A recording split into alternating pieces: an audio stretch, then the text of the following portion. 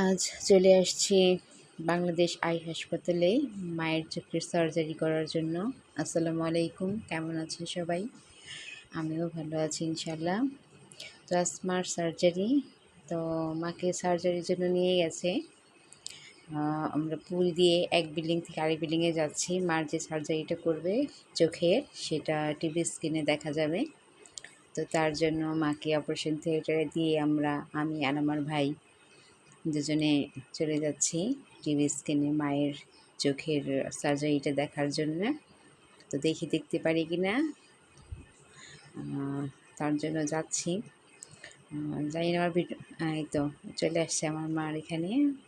তো দেখতেছি, অনেক ভয় লাগছিল, তারপরও যাই হোক, জানি না আমার ভিডিওটা আপনাদের কেমন লাগলো। ভালো লাগলে লাইক করবেন, কমেন্ট করবেন, আমার চ্যানেলটা সাবস্ক্রাইব করবেন এবং আমার মায়ের জন্য